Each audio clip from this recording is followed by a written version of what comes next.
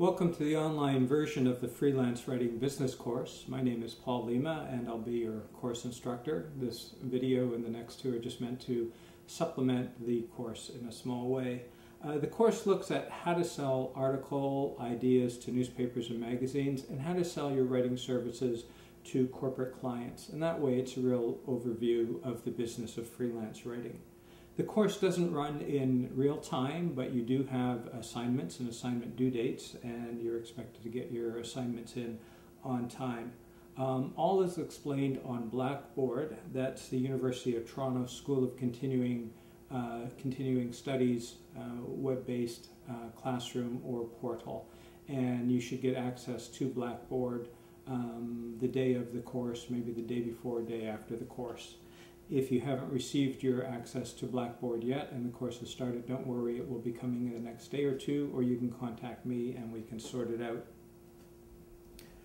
Once on Blackboard, you'll be able to download the course outline and the course lecture notes. You should also order your textbook, which is everything you wanted to know about freelance writing. This textbook covers both the business of freelance writing in terms of selling your writing services to corporate clients, and it also looks in great detail at pitching article ideas to newspapers and magazines. So it's a very comprehensive textbook. It should serve as a useful reference guide beyond the course. You can find out information about the textbook and how to order it on my website. You can go to paullima.com/UofT. Again, that's paullima.com/UofT. There's links to where you can order the textbook and more information about the book.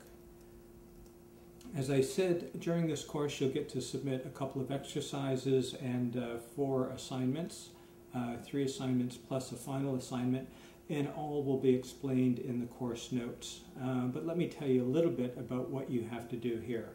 For your first assignment, you submit a query letter and or a sales letter. Now, the query letter is what you write and send to editors of newspapers and magazines. It's how you pitch your article ideas. And there are lots of samples of query letters in the textbooks and the course lecture notes. The sales letter is what you send to potential clients if you're trying to land writing gigs for clients. You have to send them a sales letter. And I'm using the term letter here, but almost all correspondence with newspaper and magazine editors and with clients is done by email. And of course there are samples of both the query letter and sales letter in the textbooks and in your course notes.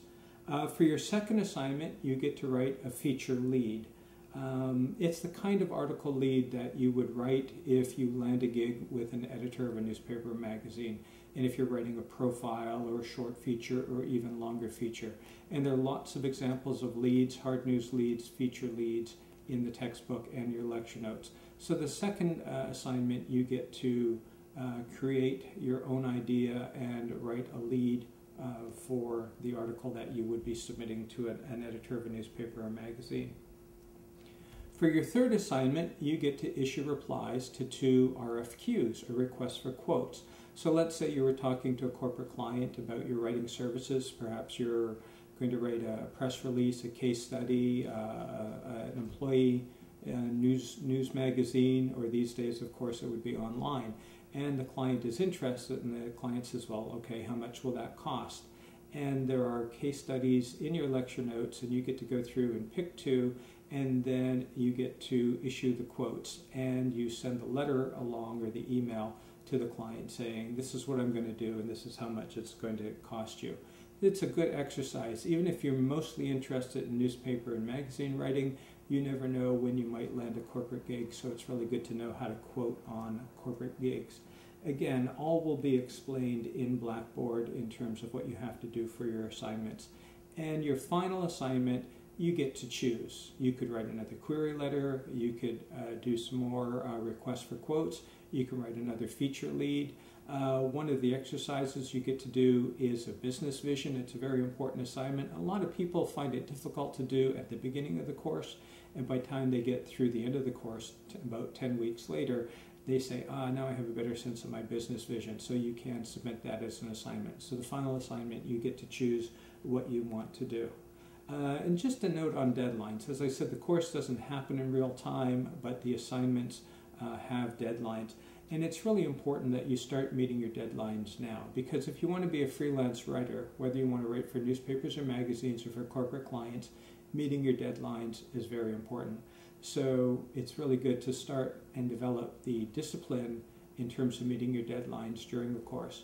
The course runs for 10 weeks. If you were taking this live in class, you would go to a classroom for about 3 hours, and you would do about 2 or 3 hours of reading and working on your assignments.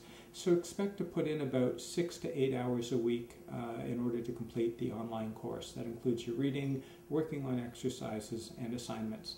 I'll see you online. Thanks for taking the course. All the best with it.